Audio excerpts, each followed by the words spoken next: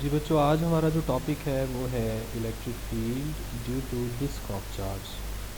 और ये सामने हम इस वक्त इसको देख रहे हैं। और इसमें करना हमने क्या है, मैं पहले आपको थोड़ा सा आइडिया दे देता हूँ। हमने एक डिस्क कंसीडर करनी है। अगर मैं डिस्क का टॉप व्यू लूँगा तो वो डिस्क मुझे बिल्कुल सर्कल ही लगेगी, लेकिन अगर मैं इसका साइड व्यू लूँगा तो मुझे डिस्क जो है वो तकरीबन ऐसी नज़र आएगी। रिंग और डिस्क में यही फ़र्क होता है कि रिंग अंदर से खाली होती है और डिस्क अंदर से भी फिल्ड होती है, यानी इसका मास पूरे के पूरे सरफेस एरिया के ऊपर होता है। फ़र्ज़ कर लें कि इस रिंग का जो रेडियस है वो है कैपिटल आर, और हमने इस रिंग को रखा हुआ है जी फ़र्ज़ कर लें ये एक्स वाई प्लेन है, यानी ये फ़र्ज़ करें एक्स एक्सिस है, ये वाई एक्सिस है, और ये जो वर्टिकल एक्सिस है जो रिंग के बिल्कुल सेंटर से पास कर रहा है और रिंग के प्लेन के साथ ये 90 के एंगल पर है, ये है जी एक्सिस। और यही वो एक्सिस है जिस पर कोई पॉइंट पी मौजूद है, और हमने इस पॉइंट पी पर रिंग की वजह से अपीयर होने वाली इलेक्ट्रिक फील्ड की वैल्यू कैलकुलेट करनी है।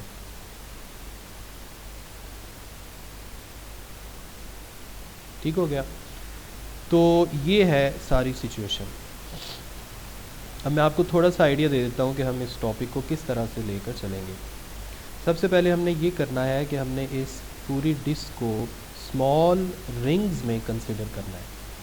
अगर आप इमेजिन करें तो हम एक डिस्क के अंदर बहुत सारी रिंग्स जो हैं वो बना सकते हैं। जैसे एक मैं रिंग कंसिडर कर रहा हूँ ये ब्लैक कलर की, और इस रिंग का जो रेडियस है वो है फ़र्ज़ करें ओमेगा, और इस रिंग की कोई ना कोई विड्थ भी होगी। फ़र्ज़ कर लें इसकी जो विड्थ है उसको मैं ज़ाहिर कर देता हूँ, ये मैं ग्रीन कलर में बना देता हूँ। फ़र्ज़ कर लें ये इसकी विड्थ है डी ओमेगा। ठीक हो गया? इस तरह की आप बहुत सारी रिंग्स जो हैं वो इमेजिन कर सकते हैं एक डिस्क के अंदर। और सबसे पहले हम इस रिंग की वजह से पॉइंट पी पर अपीयर होने वाली इलेक्ट्रिक फील्ड कैलकुलेट करेंगे, और उसके बाद जब हम रिंग के लिए कैलकुलेट कर लेंगे तो फिर हम लिमिट अप्लाई करेंगे, और वो लिमिट कहाँ से कहाँ तक चलेगी आप ज़रा सोच के बताएं। पूरी डिस्क के लिए अगर हमने करना है तो उस लिमिट को हम चलाएंगे ज़ीरो से लेकर आर तक, क्योंकि पूरी डिस्क का जो रेडियस है वो कैपिटल आर है।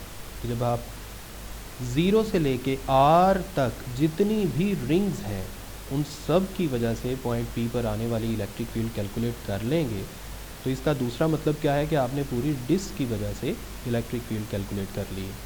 आप सबको डायग्राम के साथ मैंने जो थोड़ा सा एक्सप्लेन किया है उसकी समझ आ गई है?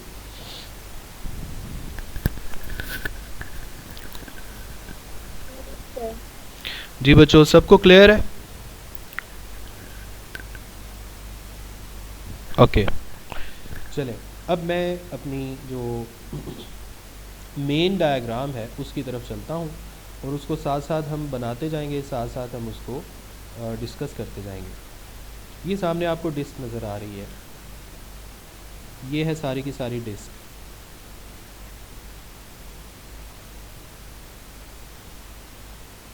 ठीक है, ये है वो डिस्क, और इस डिस्क का जो रेडियस है वो है कैपिटल आर।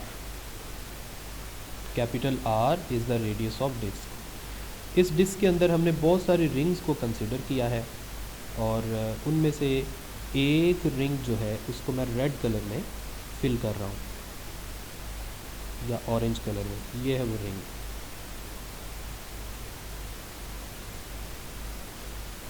ये आपको चारों तरफ ये रिंग नज़र आ रही है। ऐसी ही आप बहुत सारी रिंग्स को कंसीडर कर सकते हैं। अब जिस रिंग को मैंने अभी अभी बनाया है इसका रेडियस है ओमेगा, और इसकी जो विड्थ है, इसकी विड्थ ये देखें, ब्लैक कलर में मैं शो कर देता हूँ, ये है इसकी विड्थ,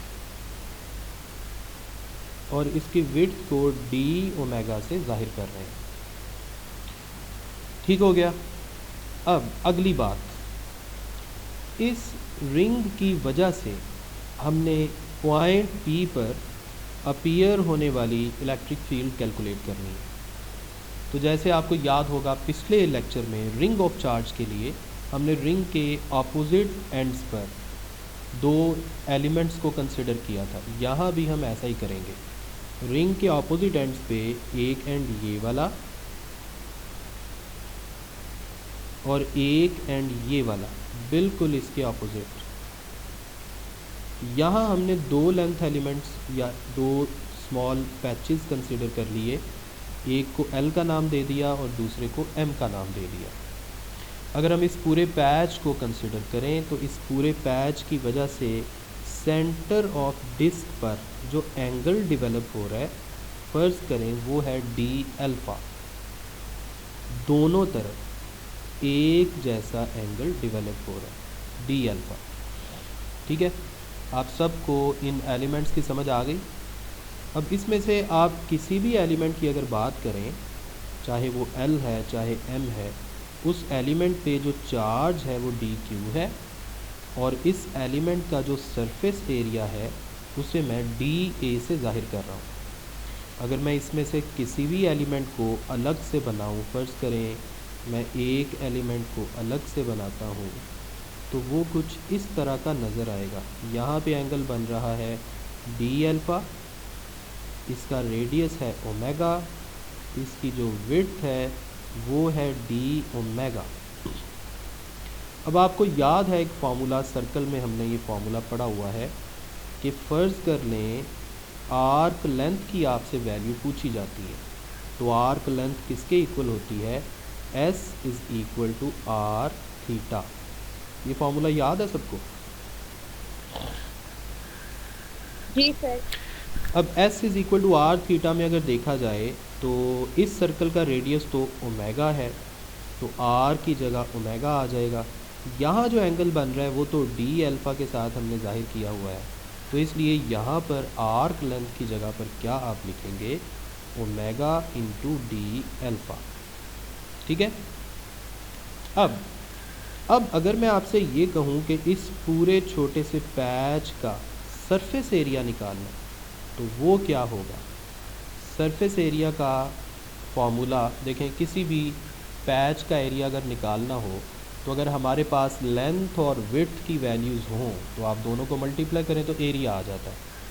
अब इसकी लेंथ क्या है, इसकी लेंथ है आर्क लेंथ, और इसकी विड्थ क्या है, इसकी विड्थ है डी ओमेगा। तो फिर आपके पास एरिया क्या हो जाएगा, arc length S multiplied by width D omega. अब आप S की वैल्यू पुट कर दें, S किसके इक्वल था, ओमेगा इंटू डी अल्फ़ा, और साथ ही डी ओमेगा भी आपके पास आ गया। तो इस तरह से surface area of the small element L या M वो आपके पास ये आ गया, omega D omega into D alpha. अब इसमें ओमेगा का क्या मतलब है, डी ओमेगा का क्या मतलब है, डी अल्फ़ा का क्या मतलब है, ये हम डिस्कस कर चुके हैं। अब हम वापस आते हैं उसी डायग्राम की तरफ, बल्कि डायग्राम की बजाय हम थोड़ी सी ये जो मैथमेटिकल फॉर्म है इसको देखते हैं। सबसे पहले आप देखें, ये surface area of that small element लिखा गया है, omega D alpha D omega. ठीक है, ये अभी मैंने आपको बना के बता दिया है।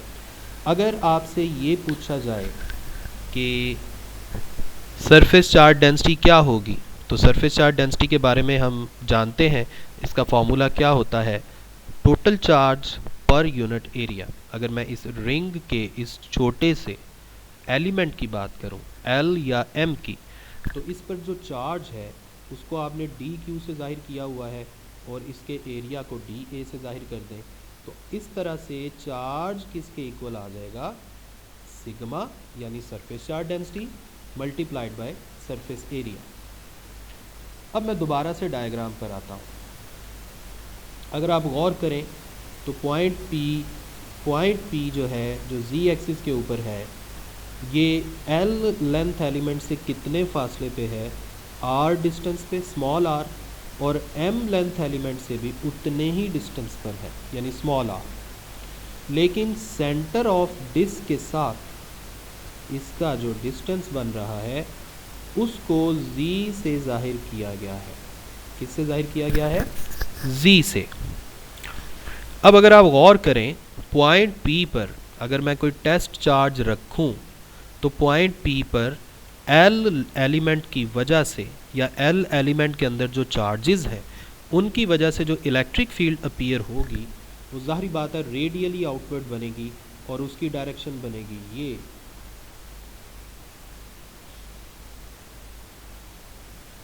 ये वाली डायरेक्शन बनेगी। और इसको आप जाहिर कर सकते हैं ई एल के साथ। इसी तरह पॉइंट P पर M एलिमेंट की वजह से जो इलेक्ट्रिक फील्ड आएगी वो भी रेडियली आउटवर्ड आएगी, और वो ये है जो मैं अभी अभी ड्रॉ कर रहा हूँ, ई एम। अगर आप गौर करें तो ये दोनों वेक्टर्स जो हैं हॉरिजॉन्टल के साथ, यानी एक्स एक्सिस के साथ सेम एंगल बनाएंगे, और उन एंगल्स को हमने थीटा से जाहिर कर दिया। करना क्या है, अब हमने ई एल यानी एल एलिमेंट की वजह से आने वाली इलेक्ट्रिक फील्ड को भी रेक्टेंगुलर कंपोनेंट्स में डिवाइड करना है, और एम एलिमेंट्स की वजह से आने वाली इलेक्ट्रिक फील्ड को भी रेक्टेंगुलर कंपोनेंट्स में डिवाइड करना है। तो सबसे पहले मैं एल की वजह से जो इलेक्ट्रिक फील्ड है उसके एक्स और वाई कंपोनेंट्स बनाता हूँ।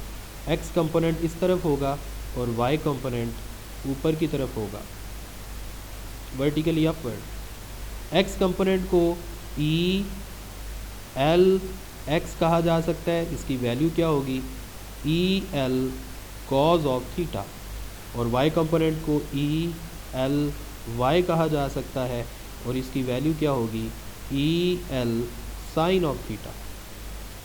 इसी तरह अगर आप ई एम के एक्स और वाई कंपोनेंट्स बनाएं तो ई एम का एक्स कंपोनेंट होगा इस तरफ और वाई कंपोनेंट होगा वर्टिकली अपवर्ड। एक्स कंपोनेंट को आप कह सकते हैं ई एम एक्स, और वाई कंपोनेंट को आप कह सकते हैं E M Y. E M X किसके इक्वल हो सकता है, इसको हम लिख सकते हैं E M into cos of theta, और ई एम वाई किसके इक्वल होगा, इसको हम लिख सकते हैं E M sine of theta. ठीक है, तो ये सारी की सारी डायग्राम है। अब यहाँ पर भी वैसी ही बात है जो रिंग ऑफ चार्ज में थी। देखें, अगर हम हॉरिजॉन्टल कंपोनेंट्स की बात करें तो ये जो दो हॉरिजॉन्टल कंपोनेंट्स हैं ये बिल्कुल एक दूसरे के अपोजिट हैं, और आगे चल के हम ये भी साबित करेंगे कि इनकी मैग्नीट्यूड सेम है, डायरेक्शन अपोजिट है। अगर इनकी मैग्नीट्यूड सेम है और डायरेक्शन अपोजिट है तो ये तो एक दूसरे को कैंसिल आउट कर देंगे। इसका मतलब है एक्स कंपोनेंट का जो रिजल्टेंट है वो ज़ीरो आएगा। लेकिन अगर आप वाई कंपोनेंट्स को देखें तो दोनों वाई कंपोनेंट्स वर्टिकली अपवर्ड ही हैं। इस वजह से जो रिजल्टेंट वाई कंपोनेंट है वो कोई ना कोई आएगा, और वो कितना आएगा ये अभी हम आगे चल के देखते हैं। अभी आप मुझे ये बताएं कि आपको डायग्राम में जो जो बातें मैंने समझाई हैं उनकी समझ आ गई है सबको? जी सर, अभी सिर्फ तीन तो ये सारा हाँ जी, ये जो कुछ भी है ये जी एक्सिस के ऊपर हम कर रहे हैं। ठीक है, इस वक्त जी बेटा, इस वक्त जो जी एक्सिस है वो वर्टिकली अपवर्ड है, तो इसलिए अभी जब मैं वर्टिकली अपवर्ड का वर्ड बोल रहा हूँ तो इसका मेरा मतलब ये है कि मैं जी एक्सिस के अलोंग कह रहा हूँ, और अगर मैं हॉरिजॉन्टल का वर्ड बोलूँगा तो वो आप एक्स एक्सिस कंसिडर कर लें। ठीक है, अच्छा, अब आप देखें, अगर आप इलेक्ट्रिक फील्ड की मैग्नीट्यूड की बात करें तो इलेक्ट्रिक फील्ड की मैग्नीट्यूड एल एलिमेंट की वजह से और एम एलिमेंट की वजह से बिल्कुल सेम होगी, और उसकी वजह क्या है कि हमने फ़र्ज़ किया है कि दोनों एलिमेंट्स पर चार्ज भी एक जितना है और दोनों एलिमेंट्स पॉइंट P से एक जैसे डिस्टेंस पे हैं, तो इसलिए इनकी मैग्नीट्यूड सेम होगी, इसलिए हमने कहा कि ये दोनों आपस में सेम है। अब अगर हम इनको रेक्टेंगुलर कंपोनेंट्स में रिजॉल्व करें तो उनकी वैल्यूज़ ये आ जाती हैं जो मैंने डायग्राम में भी आपको शो की हैं। अब आगे चल के अगर हम रिजल्टेंट एक्स कंपोनेंट की बात करें तो दोनों को ऐड करेंगे, जो पॉजिटिव एक्स एक्सिस के अलॉन्ग है उसके साथ पॉजिटिव साइन आएगा, जो नेगेटिव एक्स एक्सिस के अलॉन्ग है उसके साथ नेगेटिव साइन आएगा। और ऑटोमेटिकली जब हम डी ई एम की जगह डी ई एल पुट कर देंगे, क्योंकि ये दोनों बराबर हैं, जब इनको पुट कर देंगे तो ऑटोमेटिकली ये दोनों आपस में कैंसिल हो जाएंगी और आपके पास जो रिजल्टेंट एक्स कंपोनेंट है वो ज़ीरो आ जाएगा। लेकिन अगर हम वाई कंपोनेंट्स की बात करेंगे तो दोनों के साथ प्लस का साइन आएगा, क्योंकि दोनों जो हैं वो वर्टिकली अपवर्ड थे, यानी Y axis positive Y axis के अलॉन्ग थे। अब आगे चल के जब हमने डी ई एम की जगह डी ई एल पुट किया, क्योंकि ये दोनों की मैग्नीट्यूड बराबर है, तो फिर इन दोनों को आप सिंपली ऐड कर सकते हैं, ये बन जाएगा 2DEL साइन थीटा। अब एंड पर हमने क्या किया, हमने इन दोनों लेंथ एलिमेंट की वजह से, दोनों सरफेस एलिमेंट्स यानी एल और एम की वजह से जो रिजल्टेंट इलेक्ट्रिक फील्ड है उसकी वैल्यू निकाल ली। ये बिल्कुल वैसे ही है जैसे मैंने आपको पहले बताया था कि अगर हमारे पास कोई वेक्टर है और उस वेक्टर का एक्स और वाई कंपोनेंट्स हमें पता चल गए हैं, तो आप उस वेक्टर की मैग्नीट्यूड का फार्मूला पाइथागोरस थ्योरम यूज़ करके लिख सकते हैं, ए एक्स का स्क्वायर प्लस ए वाई का स्क्वायर। तो सेम वैसे ही हमने यहाँ पर भी किया है, और स्क्वायर रूट लेने पर ये पावर ख़त्म हो गई, आपके पास ये आंसर आ गया। अब यहाँ साइन थीटा की वैल्यू पुट की गई है। अब आप ज़रा डायग्राम में देखें साइन थीटा किसके इक्वल होगा। मुझे एक बात बताएं कि अगर मैं आपसे ये पूछूं कि साइन थीटा की वैल्यू निकालनी है, देखें मुझे बताएं, अगर ये थीटा है, ये जिसको मैं अभी अभी हाईलाइट कर रहा हूँ, तो क्या दूसरी तरफ बनने वाला एंगल ये वाला, ये भी थीटा नहीं होगा, ये भी थीटा होगा। या दूसरे अल्फाज में अगर मैं ये वाली ट्रायंगल कंसीडर करूं, इस ट्रायंगल में अगर आप गौर से मेरी बात समझेंगे तो आपको पता चलेगा कि ये वाला एंगल जिसको मैं अभी अभी ब्लैक में कर रहा हूँ, ये वाला एंगल 90 का बनेगा, क्योंकि जी एक्सिस जो है वो प्लेन ऑफ डिस्क के साथ परपेंडिकुलर है। और ये वाला एंगल, ये वाला, ये जो मैंने अभी अभी बनाया है, ये वही होगा जो ऊपर थीटा है। जी बच्चों मेरी बात समझ आई है?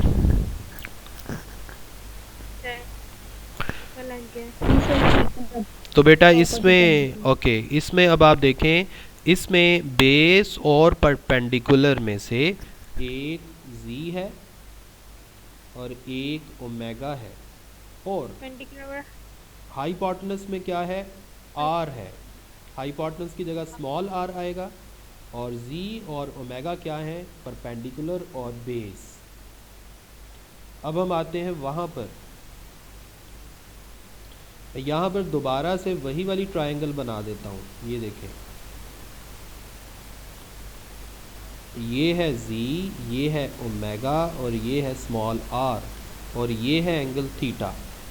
तो अब आप बताएं, थीटा के सामने परपेंडिकुलर होता है, साइन थीटा किसके इक्वल होगा, परपेंडिकुलर ओवर हाइपोटेनस, यानी z divided by small r। तो इसलिए यहाँ पर आपको z divided by small r sine theta की जगह पर नज़र आ रहा है। अब आगे चल के आपने सिंपल मल्टीप्लाई कर दिया, हमारे पास टी ई इसके इक्वल आ गया। फिर दोबारा से इसी ट्रायंगल में हमने पाइथागोरस थ्योरम की मदद से स्मॉल आर स्क्वायर इक्वल लिख दिया जी स्क्वायर प्लस ओमेगा स्क्वायर। ठीक हो गया। तो अगर मैं आर की वैल्यू लिखूं तो वो स्क्वायर रूट में आ जाएगी, जी स्क्वायर प्लस ओमेगा स्क्वायर सारे का स्क्वायर रूट। चूँकि यहाँ पर r का क्यूब था, तो इसलिए जब आप r की वैल्यू पुट करेंगे तो उसकी पावर 3/2 हो जाएगी। 3/2 क्यों हुई है, क्योंकि r की वैल्यू में पावर 1/2 यानी स्क्वायर रूट आ रहा था, तो r का क्यूब क्या होगा, 3/2। साथ ही साथ आप गौर करें, हमने डी क्यू की जगह ये वाली वैल्यू भी पुट कर दी है जो हमने इस टॉपिक के शुरू में लिखी थी, और ये वैल्यू आपको ये नज़र आ रही है, सिग्मा ओमेगा डी ओमेगा और डी अल्फ़ा। ये हमने किसकी जगह पुट किया है, डी क्यू की जगह। के वैसे का वैसा मौजूद है और जी भी वैसे का वैसा मौजूद है, टू भी वैसा का वैसा मौजूद है, और नीचे आर की वैल्यू पुट कर दी और ओवरऑल पावर नीचे बन गई 3/2। अब यहाँ पर आपने मुझे गौर से सोच के बताना है कि यहाँ पर कितने वेरिएबल्स हैं, डी ई वाले फॉर्मूला में कितने वेरिएबल्स हैं। 2 वेरिएबल। बिल्कुल 2 वेरिएबल्स, एक ओमेगा और दूसरा अल्फा। अब मुझे बताएं, हमने एक रिंग कंसीडर की थी और एक रिंग के हमने ऑपोजिट एंड्स पर 2 सरफेस एलिमेंट कंसीडर किए थे।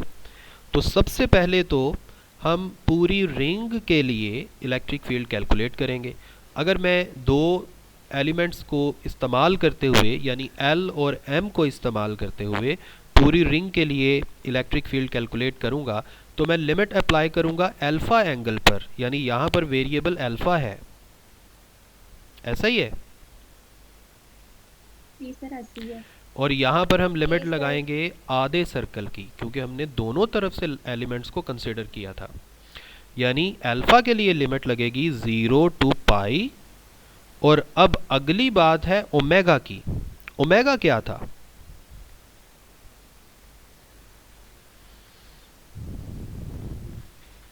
बताएं, ओमेगा क्या था। ओमेगा था रेडियस ऑफ रिंग। तो रेडियस ऑफ रिंग, बिल्कुल रेडियस पर जब हम लिमिट लगाएंगे 0 से लेकर कैपिटल आर तक, तो ये हमें पूरी डिस्क की इलेक्ट्रिक फील्ड की वैल्यू पता चल जाएगी। इसका मतलब है यहाँ पर हमने जब इंटेग्रल अप्लाई करना है तो हम दोनों इंटेग्रल्स पर इकट्ठी लिमिट अप्लाई कर सकते हैं। एक इंटेग्रल जो है उसमें वेरिएबल है अल्फ़ा और दूसरे में वेरिएबल है ओमेगा। एक पे लिमिट लगेगी 0 to पाई और ओमेगा वाले पे लिमिट लगेगी 0 to कैपिटल आर। अब आप देखें, आगे चल के हमने यही काम किया है। सबसे पहले तो हमने सिंपल इंटेग्रल लिख दिया, ऊपर सारी वही वैल्यू है। फिर हमने वैल्यूज़ को अलग अलग करके कुछ वैल्यूज़ जो कांस्टेंट्स थी वो बाहर लिखनी। देखें ये वैल्यूज़ कांस्टेंट है, के भी कांस्टेंट है, सरफेस चार्ज डेंसिटी सिग्मा भी कांस्टेंट है। जी क्या था, जी पॉइंट पी का सेंटर ऑफ डिस्क से वर्टिकल डिस्टेंस था, ये भी कांस्टेंट है, इसमें भी कोई तब्दीली नहीं आ सकती। तो आगे हमने इंटेग्रल लिख लिया एंगल के लिए 0 से लेकर पाई, और इसके साथ बाकी सारी ओमेगा से रिलेटेड जो टर्म्स हैं उनको लिख लिया, और इस पर हमने लिमिट लगा दी 0 से लेकर कैपिटल आर तक। ठीक है, तो अगर मैं डी अल्फ़ा की वैल्यू पुट करूं या डी अल्फ़ा पर लिमिट अप्लाई करूं, तो डी अल्फ़ा किसके इक्वल आएगा, ज़रा बताएं। इसका डी तो कैंसिल हो जाएगा बेटा, ये इसको तो ऐसे ही सॉल्व कर देना, इसका तो डी कैंसिल हो जाएगा, सिर्फ अल्फ़ा रह गया। और इस पे आप लिमिट लगा दें, अल्फा रह जाएगा। ये लिमिट लगा दें, ये बन जाएगा पाई माइनस 0, बस पाई। तो इसका सिर्फ पाई बच जाएगा। इसका मतलब है इसकी वजह से हमारे पास आंसर में 1 पाई आ जाएगा, ये ठीक है।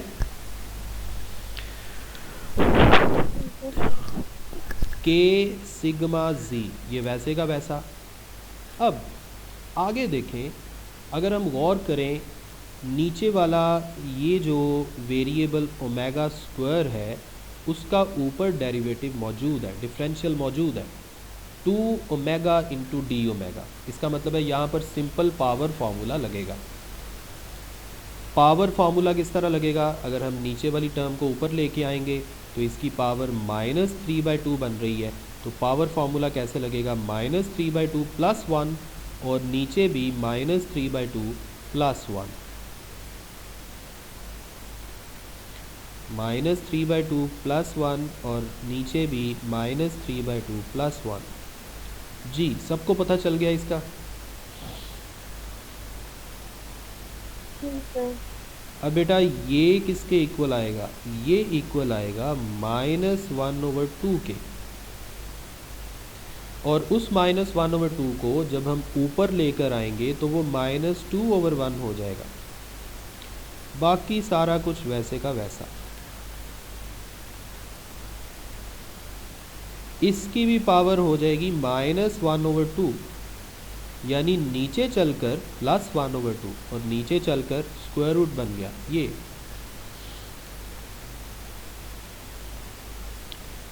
आगे चल के हमने क्या किया जी, आगे चल के हमने सारा कुछ वैसे का वैसा ही बाहर लिखा हुआ है, बस अंदर ब्रैकेट में पहले हमने ओमेगा की जगह कैपिटल R लिख दिया और फिर माइनस करके ओमेगा की जगह 0 लिख दिया। वो आपके पास इस तरह से आ जाएगा। फिर उससे अगले स्टेप में हमने क्या किया है, हम इस नेगेटिव साइन को अंदर ले गए हैं। जब नेगेटिव साइन को अंदर ले जाएंगे तो ये वाली टर्म पॉजिटिव हो जाएगी और पहले वाली जो टर्म है वो नेगेटिव हो जाएगी। इसलिए पहली टर्म को बाद में लिख दिया है और दूसरी टर्म को पहले लिख दिया।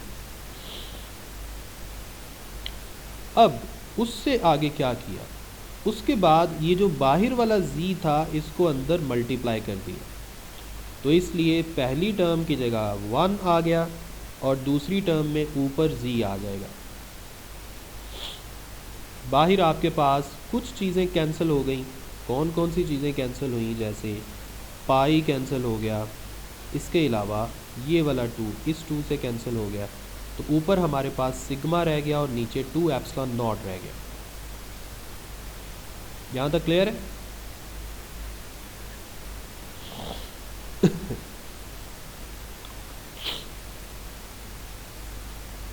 जी बच्चों। सर एप्सिलॉन नॉट हम लिख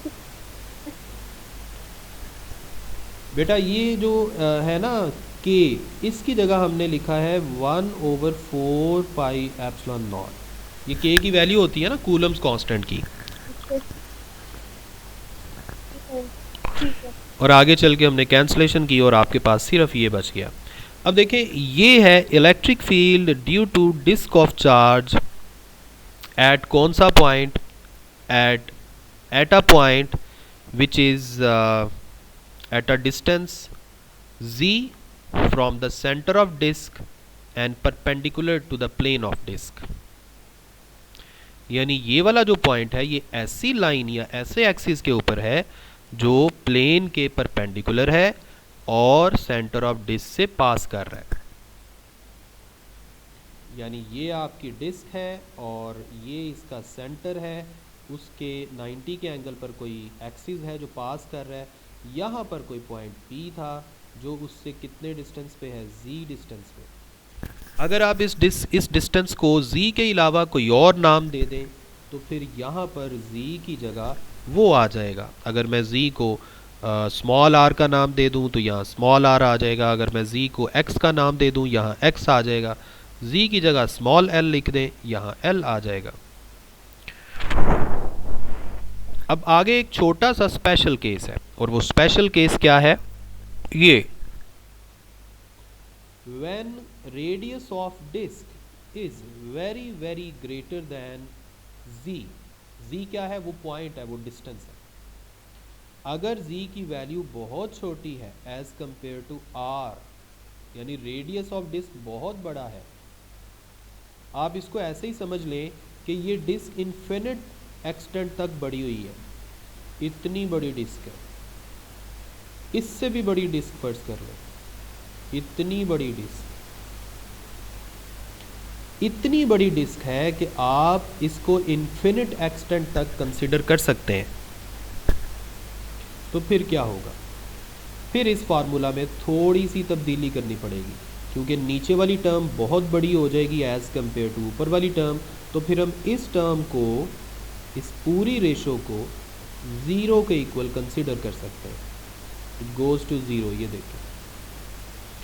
तो फिर तो आपके पास सिर्फ पहली टर्म बच गई।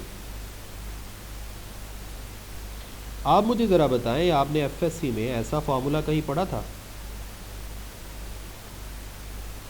ये पढ़ा था। कहाँ पढ़ा था?